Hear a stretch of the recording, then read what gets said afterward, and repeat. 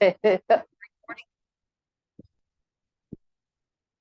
अजून कोणी चेक बनवलाय की नाही? प्रिंटआउट घेतलं की नाही? कारण त्यालाच बराच वेळ लागतो लोकांना. मी चेक अजून बनवलेला नाही, कारण तसं जेन्युइन कारण पण असलं पाहिजे ना, की असं सहज जाता जाता कुठलीही अमाऊंट टाकायची आणि चेक मागायचा, असं काय मला टाका की पिकनिकला जायचंय, पिकनिकची माहिती घ्या, गाडी बदलायची, गाडीची माहिती घ्या, करा. ओके, ठीक आहे, पिकनिक टाका एखादी. चालेल चालेल. बोला. मी एक्सपिरियन्स शेअर करते. मी शतपावली केली आज आणि छान, म्हणजे करताना पण मोजले नाही, पण जास्त झालेत आणि छान वाटलं. आणि अनिरुद्ध जॉईन बहुतेक होतोय का नाही झाला माहिती नाही, पण आज एक फॅमिली फंक्शन साठी मोरगावला गेलो होतो आम्ही आणि दर्शन घेतलं. श्रद्धा आहे गणपतीवरती आणि असं सहज म्हटलं की बाप्पा अनिरुद्धकडे लक्ष राहू देत. पण सांगायला खूप आनंद होतोय, तो तर शेअर करेलच, पण अनिरुद्धचा फॉर्म भरायचा राहिला होता आणि आम्ही त्यामुळे थोडस म्हणजे थोडस टेन्शन होतच आम्हाला आणि खूप प्रयत्न केल्यानंतर सुद्धा म्हणजे वेळ लागत होता त्या गोष्टीला. मग थोडं आम्ही समभाव म्हणत होतो की इट्स ओके, आपण नंतर त्याच्यावरती हे करू. पण आज त्याला सडनली कॉलेजमधनं मेसेज आला आणि त्यांनी विदिन हाफ अन आवर, म्हणजे ज्या गोष्टीला आम्ही महिन्यात झाला खूप प्रयत्न करत होतो, ती अर्ध्या तासात गोष्ट वर्कआउट झाली. आणि म्हणजे घरातले सगळे त्यामुळे इतके हॅप्पी आहेत आणि म्हणजे मॅजिकचं म्हणजे सगळ्यात आमच्या दृष्टिकोनातलं खूप मोठं जे आम्हाला आता दिसलं की पहिलं चमत्कार खूप मोठा आहे आमच्या दृष्टिकोनातनं. Yes yes yes. त्याला आता हवं ते कॉलेज पण तुम्ही पुढच्या वेळी टाका, काही बदली करायचं असेल ते सगळं टाकत राहा. म्हणजे सगळं ह्या निसर्ग द्यायला थांबलाय आपल्याला. विशलिस्ट मध्ये म्हणजे त्याच्या तर होतच, पण माझ्या विशलिस्ट मध्ये पहिलं ते म्हणजे रोजच्या ह्याच्यामध्ये असायचं की नाही आपण प्रयत्न करत राहूयात. म्हणजे सगळं माहित होतं की डेडलाईन संपून गेलेली आहे, एक्सटेंडेड डेडलाईन संपलेली होती आणि एक माहित होतं की सुपर लेट फी सहित होतं, पण ते आपल्याला तिथपर्यंत मिळतंय का नाही मिळतंय डोंट नो. म्हणजे त्याच्याबद्दल आम्ही म्हणजे प्रयत्न करायचे ठरवले होते, पण आज आम्ही सगळे खूपच त्यामुळे हॅप्पी होत घरातले. त्याचं आता एक्झामचं काम वा वा वा वा वा वा, क्या बात आहे, क्या बात आहे. सगळ्यांनी तसाच तो नाही तर छान छान बोला, म्हणजे तुमच्याकडे पण असे छान छान न्यूज येत राहील. जेव्हा कोणी शेअर करतो तेव्हा सगळ्यांनी वा वाव करायचं.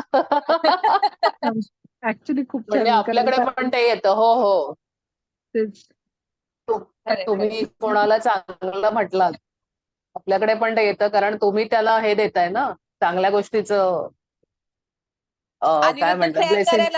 तो थोडासा जॉईन लेट होईल, पण तरी तोपर्यंत मी नो प्रॉब्लेम. वा वा वा, व्हेरी गुड व्हेरी गुड. एका काका बोलतोय, आता आई बोलत होती त्याची. पल्लवी आता मुंबईतून जॉईन होईल, मी बारामतीला आलोय. एका मुलासाठी एक्झाम फॉर्म भरणं किती महत्वाचं असतं. म्हणजे आपल्याला 1 महिन्याचा पगार नाही मिळाला तरी चालेल, पण त्याचा वर्षाचा तो प्रश्न असतो.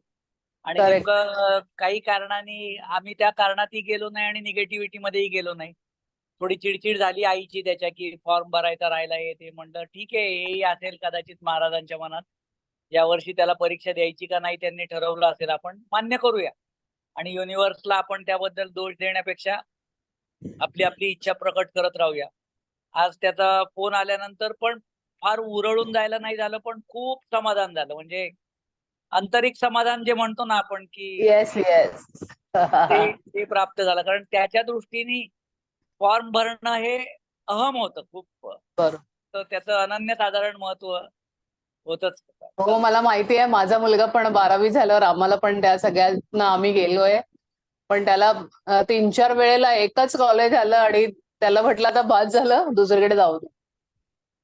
खरंय खरंय, कारण ते एका तुम्ही म्हणता ती गोष्ट अत्यंत खरी आहे. कारण तुम्ही जेव्हा कॉलेजमध्ये ऍडमिशनला, म्हणजे 12वी नंतर ज्या कुठला तुम्हाला याच्यात जायचंय, तिथे फॉर्म भरणं आणि कुठे फॉर्म भरायचा, कुठल्या प्रकारे भरायचा, याला अत्यंत महत्व आहे.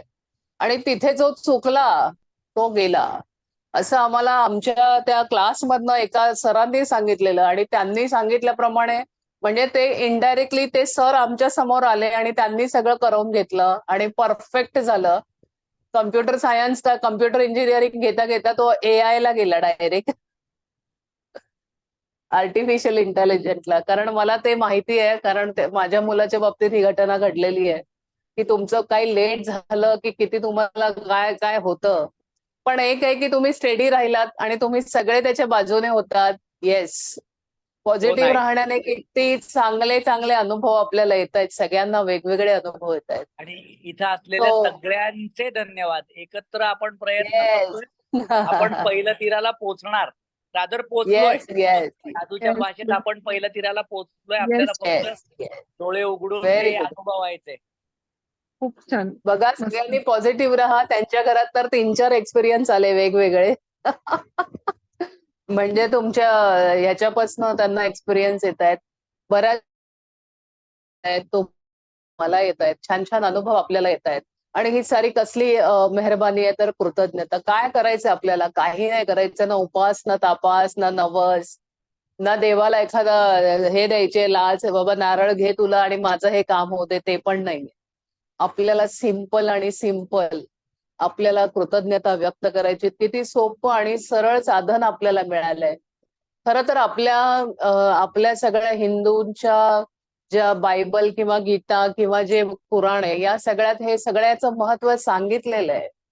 फक्त ते असं सांगितलंय आणि आपल्या मॅडमने आज आपल्याकडे आणून दिलंय. काल आपण शतपावली केली म्हणजे आपल्याला कळलंय आपलं प्रत्येक पाऊल किती महत्वाचं आहे. आणि पावला गणित जर तुम्ही मनात, म्हणजे काय आहे ते तुमच्याकडनं 100 वेळा हा उच्चार कधी झाला होता का? तर नाही.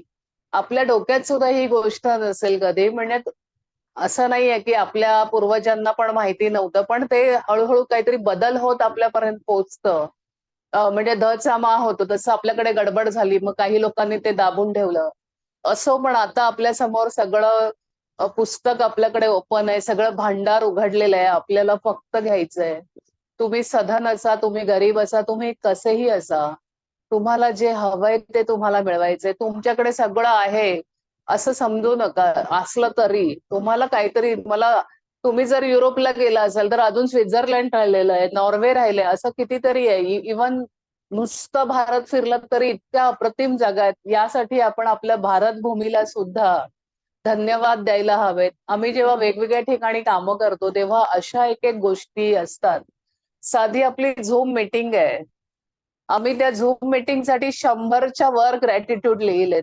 कारण काय काय होतं, कितीतरी आपण पाहिलं पॅन्डेमिक मध्ये आपण झूम शिवाय हल्लो नाही. झूमवर सगळे पडलेले होते. कोणी किचनचे वेगवेगळे प्रकार, किचन मधले किचन साफ करण्याच्या टिप्स पासनं वेगवेगळ्या रेसिपी, तुम्हाला काय केलं तर अमुक होईल, तुम्ही दिशा दिशा म्हणजे आपले ज्योतिषी पण होते. अशी अनेक लोक होती आपल्याकडे त्यावेळी.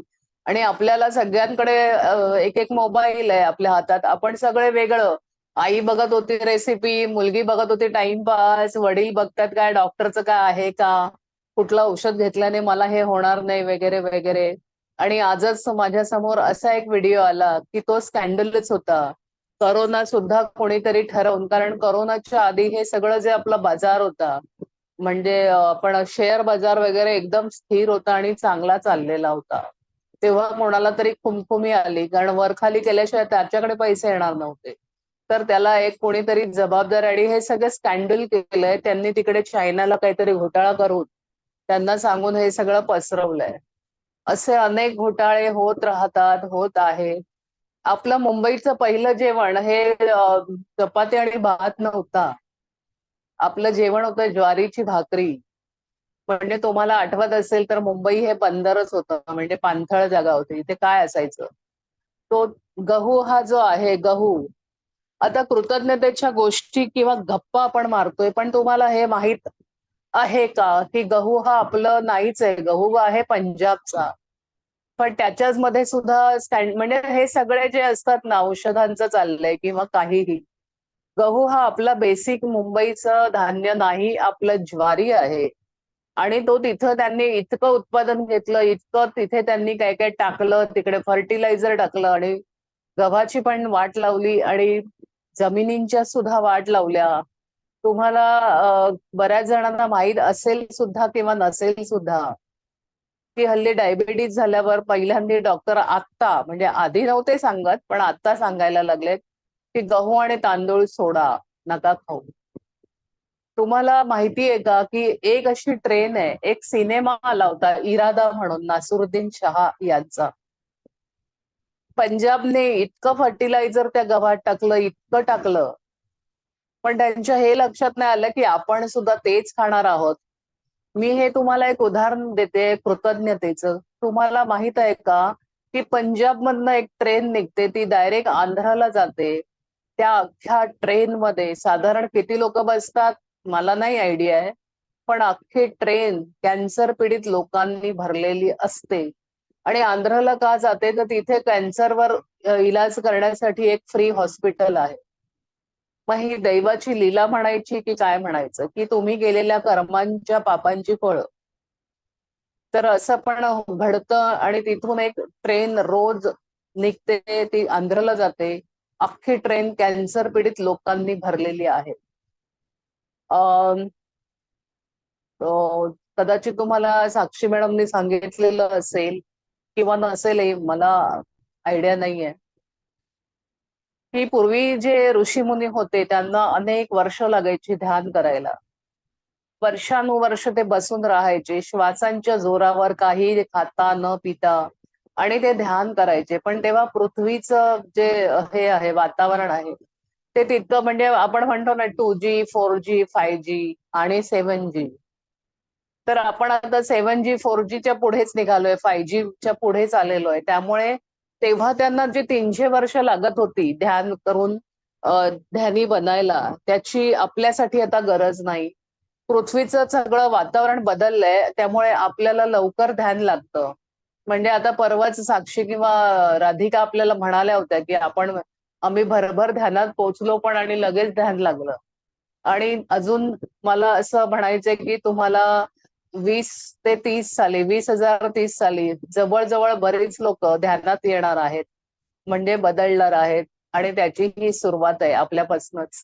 त्यातल्या येस त्यात आपण थोडे लवकर करायला लागलोय. हे खरं आहे ना Sakshi? Yes yes right. Yes. आता आपण या सेशन नंतर मग पुढे कंटिन्यू आपण असे वेगवेगळे टॉपिक घेऊन करूयात मग वरती. हो म्हणजे हो हो लोकांचा इंटरेस्ट पण आहे आणि ते माहिती हो. होणं गरजेचं आहे ना, त्याच्यामुळे आपण करूया पुढे परत. बरोबर आहे. तर आपण आता काय आजचं लेसन पण कालच्या सारखं लहानच आहे म्हणून मी थोडं अवांतर गप्पा मारते. तर म्हणजे आपल्याला ज्या कल्पना नाही आहेत किंवा आपल्याला तुमचं मॅनिफेस्ट पण का होतंय पटकन, तर पृथ्वीची हेच बदललेली आहे.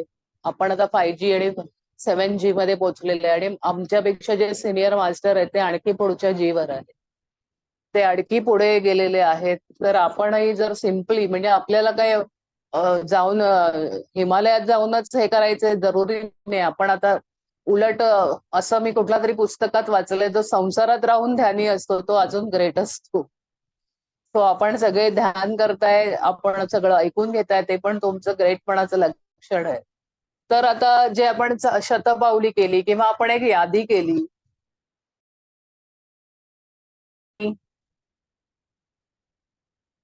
आणि त्या यादीवर हुकूम कामं झाली का कोणाची, त्याचं पण मला आन्सर हवंय.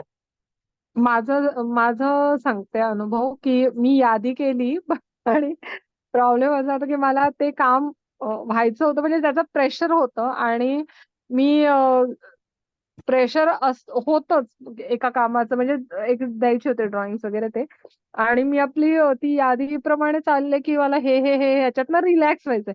बेसिकली माझं ते काम त्या पद्धतीने नाही झालं, पण मी ते अडकलेलं होतं. त्या समोरच्या क्लायंटला मला सांगायला पण अवघड होत होतं की माझं परीक्षा वगैरे सगळी कॉलेजची अचानक लागली आणि ते वेळेत झालं नाहीये, पण मला थोडेसे 2-3 दिवस लागतील, मी करतीये.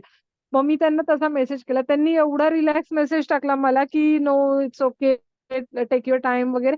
म्हणजे मला काम अशा पद्धतीने नाही, पण ते रिलॅक्स मात्र इतकं झालं की ते त्याचा पूर्ण स्ट्रेस निघून गेला आणि आता माझं ते व्यवस्थित चालू आहे. म्हणजे हे कामांची यादी जेव्हा आपण म्हणतो ना, ती बेसिकली की कामं व्हावीत आणि स्ट्रेस रिलीफ व्हावा तसं, आणि ते नेमकं तशा पद्धतीने झालं मात्र. Yes, very good. म्हणजे तो तर मला त्याच दिवशी अनुभव आला. नेक्स्ट डे मी ते केलेलं. त्यांना एक मेसेज केलेला.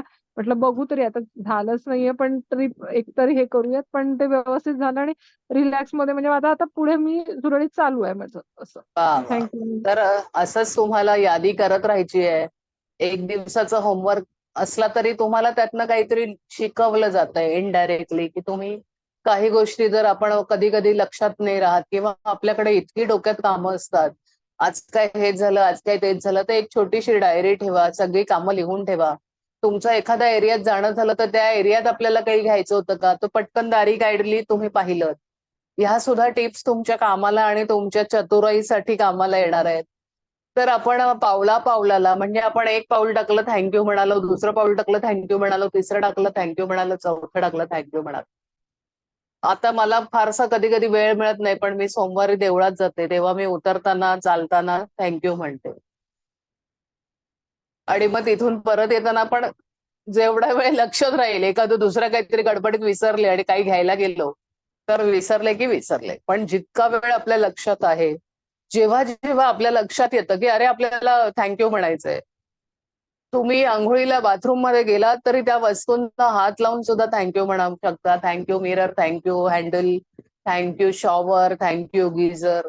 तिथे उभ्या उभ्या आणि सगळ्यात जास्त आपल्याला पाण्याला आणि जेवणाला मी सांगितलेलं तेही लक्षात ठेवा. त्यामुळे निगेटिव्हिटी आपल्याकडे कुठल्याही प्रकारे फिरकू नये याची आपण काळजी घ्यायची आहे. आजचा आपला बाकी धडा एक पॉइंट मला असं आठवला, की पूर्वी हो, लोक जेवताना शांत बसून जेवायचे. तेव्हा हो. आता आपण जेवताना वेगवेगळ्या विषयांचे टॉपिक चालू असतात किंवा मग टीव्ही सिरियल्स चालू असतात. तर त्याच्याबद्दल जरा नाही तर लोकांना फोन पण असतो हातात. मग त्या 2-3 गोष्टी जरा आठवण करून दे. म्हणजे मग निदान पॉझिटिव्हिटी नाही देता आली, तर निदान अशा गोष्टी तरी अव्हॉइड करायला हव्यात हो, असं. फोन निदान तेवढा वेळ बाजूला ठेवा. तुम्ही काही चांगलं बघत असलात तर तुमचं डिस्टर्बन्स काय होतं की तुम्ही लक्ष देऊन जेवत नाही. खरं तर सिरियलच चालू असते असं मला वाटतं मोस्टली काही लोकांच्या टेबलावर जेवताना. पण एक नियम करा स्वतःच्या बाबतीत की निदान आपण 10-20 मिनिटं काही जेवणार आहोत तेवढा वेळ सगळं बंद करायचं. आईने सरळ एखादी टोपली घ्यावी आणि मोबाईल यात ठेवा. आपल्याला ते इन्स्टावर असे काही काही दिसतात, आई तोवर जेवणच देत नाही, मोबाईल ठेवत नाही तोवर.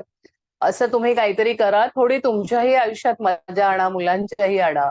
मुलांना समजवा आणि ऐकत नसतील तर आपल्याकडे अस्त्र आहे, आपलं ब्रह्मास्त्र, लिखाण, पेन आणि वही. आणि त्यानंतर अजून एक त्रास होतो मला, सतत होतो, पण मी सांगू शकत नाही. खूप लहान मुलांना आई वडील स्वतःला गप्पा मारायच्या आहेत किंवा कोणीतरी पाहुणा आलं म्हणून तो त्रास देतोय, सो तुम्ही त्यांच्या हातात मोबाईल सोपवता. मोबाईलची जी रेंज आहे त्याच्यातनं ज्या रेज निघतात त्या लहान मुलांना लवकरात लवकर डोळ्यांना त्रास देतात.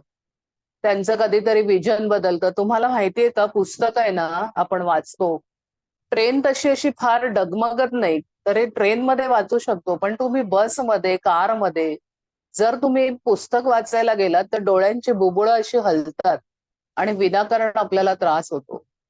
तसंच मोबाईलचं पण आहे. आणि मोबाईल मधनं तर तुम्हाला माहितीये कसल्या रेज येत असतात. त्या तर आपल्याला हानिकारकच आहेत. त्यानंतर पण म्हणजे मी अक्षरशः आता पाहिलं की 6-7 महिन्यांचं बाळ सुद्धा टीव्ही किंवा आवाजाकडे असं सारखं बघायला लागतं, उलटं डोकं करून वगैरे. So please take care. ते बाळाला तरी लवकरात लवकर तुम्ही मोबाईल किंवा टीव्ही पाहू देऊ नका. त्याची सगळी जडणघडण बिघडतीये. आता मी रस्त्यातनं येत होते तर ती लहान लहान मुलं त्या फास्ट फूडच्या इथे असे आई वडील मस्त बसलेत, जाडजूड आई वडील आणि लहान मुलं ते काय काय खातायत. ते कसलं काय आहे काही माहिती नाही आपल्याला. मी सांगितलं होतं तुम्हाला बहुधा की हॉटेलमध्ये उरलेलं काढून ठेवतात आणि ते दिलं जातं. आपल्याला तसंच कसं तरी मिक्स करून. त्यानंतर आपल्याला साक्षी टीचर्सनी पण सांगितलं. माझ्या भावाचं एक दुकान होतं, त्यातला तो जो काम करणारा होता तो म्हणाला 5 स्टार मध्ये आम्हाला 3 महिन्यांनी एवढं एवढं चिकन का मटन मिळालेलं. मग आम्ही काय फेकलं नाही, ते आम्ही तसंच वापरलं. तर 3 महिने म्हटल्यावर तुम्ही विचार करा, जे खाणारे आहेत त्यांनी. आम्ही तर सोडलंय. मी कट्टर खाणारी होते, पण मी जेव्हा मला त्यातलं खरंच सत्य कळलं तेव्हा मात्र मी हात लावू शकले नाही. कारण मग आता मी खूप शांत आहे. आता माझं काम झालं नाही, समजा मला जे हवंय ते मिळालं नाही तरी देन ऑल्सो मी खूप कूल राहते, चिडचिड करत नाही. पण तेव्हा सगळं खाऊन पिऊन पण असे चिडचिड किंवा नाराजी किंवा आपण म्हणतो ना उगाच काहीतरी हे असायचं, असं लादीवर झोपायचं, एकटक कुठेतरी पाहत राहायचं. म्हणजे उदासीन्य असं भरलेलं असायचं, ते सगळं गेलं आता. आता मी ओके काही नाहीये, टीव्ही पण नाही लावत, मी फोनवर पण नाही बघत. हा बघायचं असेल तर मी एक दिवशी सगळं सोडून देते आणि नुसतं फोन बघते. तसं सूट आहे तुम्हाला. 365 दिवस तुम्ही सेम काम करू नका असं सांगत नाहीये. तुम्ही 300 दिवस मात्र काम करा आणि 65 दिवस मजा करा, नो प्रॉब्लेम. म्हणजे एक ठरवून ठेवा की बाबा ठीक आहे आज नाही, आता मी 5 दिवस नाही बघणार आहे. मुलांचं पण. आणि तुम्ही आई वडील जसे वागतात तशीच मुलं वागतात. म्हणजे माझ्याकडे तर मला दिसतंय माझ्या भावंडांची मुलं, माझं मुलगा आणि आम्ही 4घे जण आहोत. त्याचे वडील जसे वागतात सेम टू सेम तो तसा वागतो. आम्ही चप्पल बाहेर ठेवत नाही, आम्ही आमची उचलून आणून कपाटात ठेवतो. त्याला एकदाही सांगायची गरज पडली नाही. तो पण बाहेर आला की चपला हातात घेऊन पहिल्या कपाटात ठेवणार, म्हणजे बाहेर तो पसारा नाही. सो मुलं आपलं अनुकरण करतात. आपल्याला वाटतं त्यांना कळत नाही, पण खूप काही कळत असतो. विषय हा नाहीये. त्यानंतर मेडिटेशनमुळे आपल्यामध्ये पॉवर येते. आपण कूल राहिलो की मुलं कूल राहतात. तुम्ही पहिलं मुलाला बदलायच्या भानगडीत पडू नका. मुलांना, मुलींना तुम्ही पहिलं बदलायचा विषय आहे आपला. आणि आत्ताच आपल्याला शेअरिंग मिळालं की आम्ही शांत राहिलो आणि सगळं सक्सेस झालं. आज सगळ्या घरात जो आनंद पसरलाय तो कशामुळे? शांत राहण्यामुळे. तेच तुम्ही जर गोंधळ घालत बसलात तर ती शांती मिळेल का तुम्हाला? आणि तो जो अत्यानंद मिळालाय त्यांना, तो आता कुठे ठेवू आणि कुठे नको असं सगळे खुश. हा आनंद मिळवायला थोडंसं तुम्हाला स्वतःला वेट अँड वॉच असं मला वाटतं. थोडं वेट करा, थोडं वॉच करा. मुलांवर प्रेशर आणू नका. मुलांना जे हवं ते करू द्या. मी एका पुस्तकाचं ट्रान्सलेशन केलेलं आहे, आत्मा की यात्रा, सोल्स जर्नी म्हणून. त्याच्यात लिहिलंय 14 वर्षानंतर मुलांकडे फारसं आपण लक्ष देऊ नये. त्यांच्या आयुष्यात खटपट करू नये. हा तुम्ही म्हणाल की हो तो बाहेर जाऊन वाया, तेवढं तुमचं कंट्रोल हवं. पण तुम्ही जर लक्ष देत नसाल, म्हणजे तुम्ही त्यांच्यावर फोर्स करू नका. त्यांना काय करायचं विचारा. त्याच्याकडे समोर 2 पर्याय द्या. माझ्या मुलाने सांगितलं मला मी डॉक्टर बनणार नाही. पण असं सगळे म्हणत होते की इंजिनियरला वाव नाहीये सध्या. मी त्याला एकदा किंवा 2दा विचारलं, बाबा तुला काय करायचं? तो म्हणतो नाही नाही डॉक्टर नाही मला बनायचंय, दुसरं काही. म्हटलं ठीक आहे तुझी इच्छा. सोडून दिलं. सो कधी कधी त्यांना निर्णय घ्यायला भाग ठेवा. आपण या जगात असो नसो, पण त्यांना निर्णय नाही घेता आले तर मी एक तुम्हाला उदाहरण दिलेलं. अचानक आई गेली आणि तो मुलगा 20-25 वर्षाचा अजून सैरभैर आहे आईसाठी. इतकं पण तुम्ही आपल्या मुलांना असं ठेवू नका आपल्या ताब्यात बिब्यात. कारण मग उदाहरणार्थ म्हणजे मी कलाकार आहे त्यामुळे माझं निरीक्षण शक्ती जबरदस्त आहे. तर मग मी बघितलंय की जेवढे तुम्ही ताब्यात ठेवता मुलांना, जी आई मुलांना ताब्यात ठेवू पाहते तिचाच मुलगा लगेच त्याच्या बायकोच्या ताब्यात जातो. माझं निरीक्षण आहे. माझं कोणावर काही आक्षेप नाही किंवा कोणाकडे मी बोट धरून हे करत नाहीये. पण मग म्हणून बेटर आहे सोडून द्या. तुमचं आहे तुमच्याकडे येणारच आहे. अवांतर विषय झाला बराच, तरी पण त्यातनं तुम्हाला चांगलं जे मिळेल ते तुम्ही घ्या. आपण 20व्या दिवसावर आलोय. आपण बरीच दरमजल करत आपण पुढे निघालोय. तर आपला 20व्या दिवसाचा विषय आहे हृदयस्थ जादू. खरं तर आपण आल्याला आपल्याला गुड न्यूज मिळालेली आहे आणि त्यामुळे जो आनंद झालाय त्यामुळे आपल्या अशा हृदयात छान वाटतंय सगळ्यांना. तर जीन बाप्टिस्ट सॅम्यू मॅथ्यू 1743 ते 1818. ओके. अर्धाच वाचला मेसेज. 1818 फ्रेंच क्रांतिकार्यकर्ता. त्यांचं म्हणणं आहे कृतज्ञता म्हणजे सुहृदयतेची जाणीव. आणि आजचा आपला दिवस आहे हृदयस्थ जादू. आतापर्यंत आपण जे काही म्हणजे 19 दिवस आपण काम केलं आणि आपल्या लक्षात आलंय की प्रत्येक ठिकाणी जादू कसं कार्य करते. त्यामुळे आपल्याला फार काही वेगळं खटाटोप करायचं नाही. आपल्याला काही डोंगर फोडायचा नाहीये. आपल्याला कुदळ फावडं घेऊन जरी काही करायचं नाहीये. तुम्हाला सिंपल तुमच्याकडे जर कम्प्युटरवर काम करता येत असेल तर तिथे जाऊन लिहायचंय, टाईप करायचंय किंवा तुम्हाला पेन आणि वही घ्यायची आहे. आपण लहानपणापासून काही कम्प्युटर वगैरे घेऊन बसलो नव्हतो. तो आपल्या आयुष्यात फार उशिरा आलाय. तर आपली वही आणि पेन हे जास्त हृदयस्थ आहेत. त्यामुळे ते घेऊन जेव्हा तुम्ही काम कराल. मी कुठेतरी गेले होते आणि मी गाडीत काहीतरी लिहित होते. तर एका बाईला इतकं नवल वाटत होतं. ती माझ्याकडे बराच वेळ बघत होती आणि नंतर शेवटी ती म्हणाली, "आप लिख रहे हो." म्हटलं, "क्यों, क्या कुछ प्रॉब्लम है?" ती म्हणते, "नहीं, नहीं, बहुत दिनों के बाद मैं किसी को हाथ से लिखते हुए देख रही हूँ और बहुत अच्छा लग रहा है." तिकडच्या तिकडे मला पावती मिळाली. खरं तर तेव्हा माझं ट्रान्सलेशनचं काम चालू होतं. ते मी काही हे लिहित नव्हते. त्यानंतर त्या लिहिण्याच्या म्हणजे 3 बुक्स मी ट्रान्सलेट केलेली आहेत. फक्त ती आता प्रकाशनाकडे द्यायची म्हणजे पाठवलेली आहेत. तर त्याचा मला एक फायदा झाला, की लिहायला सवय लागली हाताला आणि मला ग्रॅटिट्यूड लिहायला खूप मदत झाली. तर मी तुम्हाला सतत सांगते, की तुमच्या घरात अशी एकही जागा, एकही वस्तू तुम्ही बाकी ठेवू नका. जिला तुम्ही ग्रॅटिट्यूड दिले नाहीत असं व्हायला नको. सगळ्यांना द्या, फुटवेअरला द्या, फुटवेअरच्या कपाटाला द्या. सगळे प्लग, लाईट तुम्हाला मे बी पुढे मागे येऊ शकेल तर लाईट बिल सुद्धा काही लोकांचं कमी झाल्याचं त्यांच्या निदर्शनास आलंय. त्यांनी लाईट बिलला जेव्हा धन्यवाद दिले तेव्हा. सो कशाला काय कुठे जादू होईल तुम्हाला काहीही कल्पना नाही. आणि मी काल अशा एका ठिकाणी गेलेले की मीच घाबरले होते.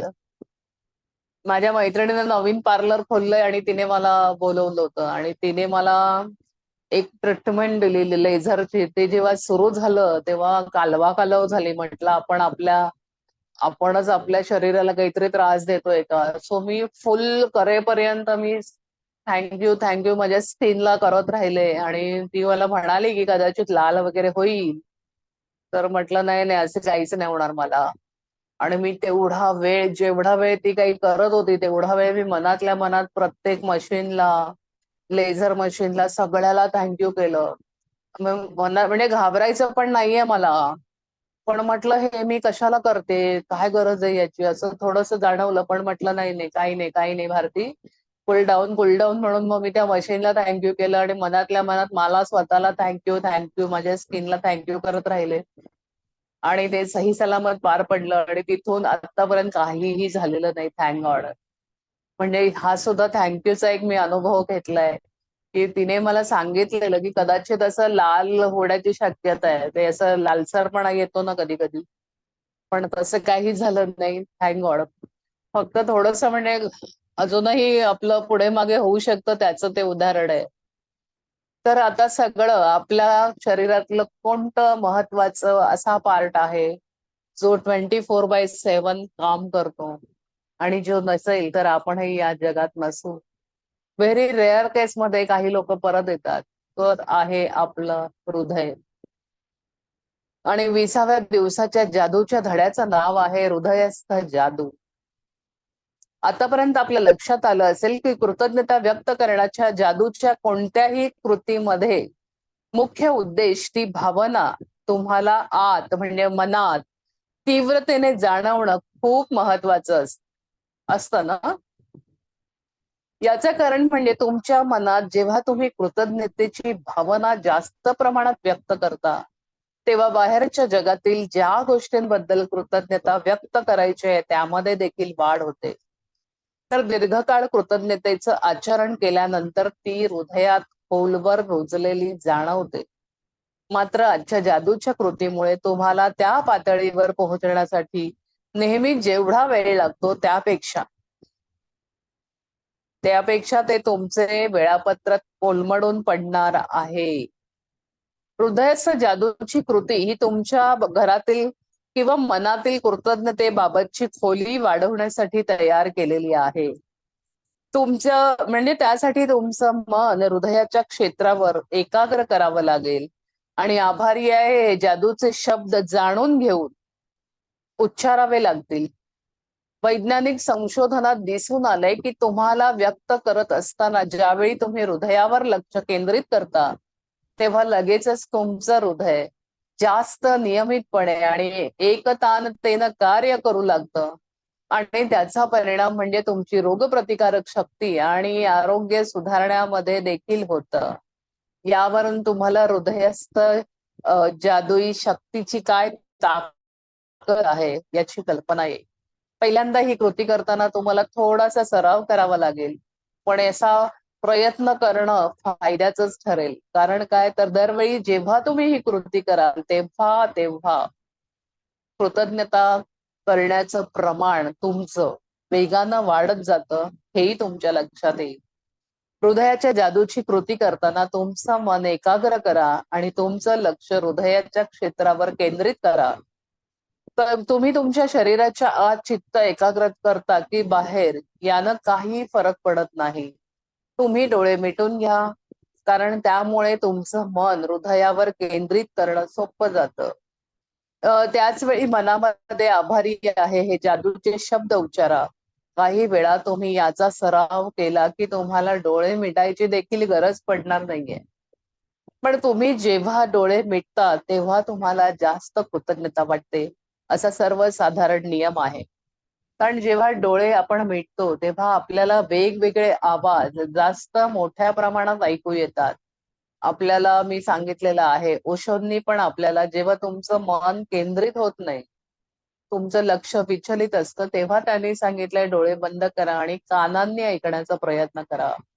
आणि जेव्हा तुम्हाला ऐकायचं असं तुम्ही ठरवता तेव्हा तुमच्या डोक्यात वेगवेगळे विचार येत नाही. तर काही वेळा तुम्ही याचा सराव केला की तुम्हाला डोळे मिटायची गरजही पडणार नाही. पण जेव्हा तुम्ही डोळे मिटाल तेव्हा जास्त कृतज्ञता आहे असं वाटायला लागेल. आता हृदयाची जादू लवकरात लवकर घडून येण्यासाठी तुम्ही आणखीही काही गोष्टी करू शकता. तुम्ही तुमचा उजवा हात हृदयावर ठेवू शकता. उजवा हात तुम्ही हृदयावर ठेवू शकता आणि तुमचं मन एकाग्र करून आभारी आहे हे जादूचे शब्द म्हणू शकता किंवा आभारी आहे हे तुम्ही जादूचे शब्द म्हणत असताना तुमच्या मनातून येण्याऐवजी तुमच्या हृदयातून येत आहेत अशी कल्पना करू शकता. आजच्या जादूच्या कृतीचा भाग म्हणून तुम्हाला सर्वात महत्वाचा असा कोणत्या 10 तीव्र इच्छा पूर्ण व्हाव्यात असं वाटतंय त्याची यादी करा. लक्षात घ्या, जादूच्या कृतीचा आजचा भाग म्हणून तुम्हाला सर्वात महत्वाच्या वाटणाऱ्या अशा कोणत्या 10 तीव्र इच्छा पूर्ण व्हाव्यात असं वाटतंय त्याची यादी करा. यादी तुम्ही ऑलरेडी केलेली पण असेल, त्यातल्या पुन्हा एकदा 10 चेक करा की अरे अरे ही लवकर पाहिजे, आधी ही नको, आधी ही पाहिजे, असं तुमचं झालं असेल तर त्या 10 इच्छा घ्या आणि प्रत्येक इच्छेसाठी हृदयाची जादू करा. प्रत्येक इच्छा मनातल्या मनात किंवा मोठ्याने वाचा आणि ती इच्छा वाचून झाली की तुमचे डोळे बंद करा आणि तुमचे मन हृदयावर केंद्रित करा आणि मन एकाग्र झाले की हळुवार आवाजात आभारी आहे हे जादूचे शब्द पुन्हा उच्चारा. तुम्हाला जर मी दिलेल्या सूचना उपयुक्त वाटल्या तर तुम्ही त्यांचा वापर करू शकता. तुम्ही 10 ही इच्छांसाठी हृदयाच्या जादूचा वापर केल्यानंतर कृतज्ञतेच्या ज्या खोलीपर्यंत तुम्हाला पोहोचायचंय त्यात वाढ झाल्याचं तर तुम्हाला जाणवेलच, पण त्याचबरोबर तुम्हाला सर्वोच्च 10 इच्छापूर्तींसाठी कृतज्ञता नाट्यमयरित्या वाढवली आहे हेही तुमच्या लक्षात येईल. तुम्हाला तुमच्या इच्छा पूर्ण व्हाव्या, लवकरात लवकर पूर्ण व्हाव्यात असं वाटत असेल तर तुम्ही हृदयाची जादू ही कृती तुमच्या इच्छांबाबत चालू ठेवू शकता किंवा जेव्हा तुम्ही कधीही आभारी आहे हे जादूचे शब्द उच्चारता त्यावेळी हृदयाची जादू करू शकता. तर अशी दिवसातून 2दा तुम्ही हृदयाची जादू केली तर तुम्हाला त्याचा मोठा परिणाम तुमच्या आनंदी राहण्यावर तर होईलच आणि आयुष्यावर जादू झाल्याचं दिसून येईल. आणि एकदा का तुम्ही हृदयाची जादू काही वेळा करून बघितली की तुमच्या भावनांची खोली वाढलेली तुम्हाला जाणवेल, कृतज्ञतेची भावना देखील वाढलेली जाणवेल आणि जेवढी एखादी भावना खोलवर रुजत जाते तेवढंच तुम्ही मनापासून त्या भावना व्यक्त करायला लागता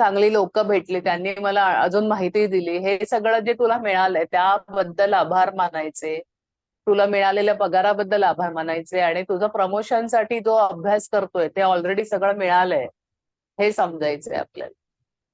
पण म्हणून मागचे बरोबर. धडे पूर्ण करायचे नाहीत असं नाहीये, सगळा अभ्यास पूर्ण करायचा. म्हणजे किंवा मागच्या जर सगळ्या आपण गोष्टींना थँक्यू म्हणून. हो हो हो मागच्या सगळ्या गोष्टींना, आणि जरी तुला वाटलं, तुला कोणीतरी बोललं की नाही नाही हे पण चांगलंय, त्याला खूपच थँक्यू द्यायचंय तुला. मर्चंट नेव्ही वाल्यांनी ज्याने तुला सांगितलं त्याला खूप थँक्यू. सगळ्यांनी सांगितलं तू शांत राहा, होईल जे होणार आहे ते, त्याला थँक्यू. त्या प्रत्येकाला थँक्यू द्यायचंय. आणि असं बरोबर. बऱ्याच गोष्टी आहेत. पहिल्या धड्यापासून जेव्हा पुस्तक मिळेल तेव्हा फॉलो कर, पहिल्या लेसन पासून, आणि तो होमवर्क कम्प्लीट कर, कॅच कर, किंवा पुन्हा नव्याने कधी सुरू होईल तेव्हा जॉईन कर आणि पुन्हा पहिल्यापासून पुस्तक वाचून ठेव. आणि द सिक्रेट नावाची मूवी आहे हो. रॉन्डा बंची, ती बघायला मिळाली तर बघून घे. ती 4-5 वेळा बघून नीट त्यातनं पण काय आपल्याला करता येईल ते पण आपल्याला कळतं. थँक्यू, पहिल्यांदा येऊन बोललास, very good. Thank you thank you thank you. Thank you ma'am, thank you. Yes. अजून कोणीतरी प्रवास करतंय की काय बसमध्ये? मॅम मला बोलायला आवडेल. हो, बोल बोल. बोलतोय. आज माझं एक खूप अनएक्सपेक्टेड काम झालं आणि ते वा, सगळ्यात मोठं काम म्हणू शकतो. क्या बात. माझा आज एक्झाम फॉर्म भरायचे राहिलेले, ते काम झालं माझं आज. आणि म्हणजे कॉलेजमधनं मला एका सरांनी फोन केलेला. असंच मी दुपारी आलेलो घरी रूम वरती. हा, मग सर म्हणले की लिंक ओपन झाली, तू पटकन फॉर्म भर आणि उद्या सकाळी आणून दे. पण मी सरांना म्हणलं सर काही प्रॉब्लेम नाही, मी 15 मिनिटात तुम्हाला फॉर्म भरून आणून देतो. तो मग ते माझ्या विशेष मध्ये म्हणजे रोज सकाळी मी पहिले तेच लिहित होतो. तो मग आज ते काम झालं. येस येस, व्हेरी तो गुड. आजचा दिवस खरंच खूप चांगला गेला माझा. आजच्या बाकी नाही, रोजचाच जाणार आहे आता. खूपच छान. वा वा, मस्त मस्त. बघ, विश लिस्ट मध्ये त्याने लिहिलेलं होतं, त्यामुळे त्याला काही टेन्शन नव्हतं. Yes. Thank you so much ma'am. Very good very good. Yes yes. आणि तुला कॉंग्रॅच्युलेशन्स. तुला जे हवं होतं ते. थँक्यू. वाव वाव वाव, छान छान. अजून कोणाला काही सांगायचंय?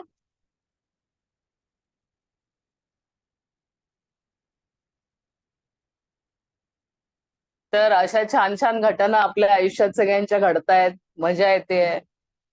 आपण थोडं थोडं ध्यानही करायला लागलोय. करायचंय का परत ध्यान? कोणाला काही बोलायचं नसेल तर थोडं ध्यान करूया 15 मिनिटं. चला, ओके, सगळ्यांनी डोळे बंद. हा, साक्षी. चालेल चालेल.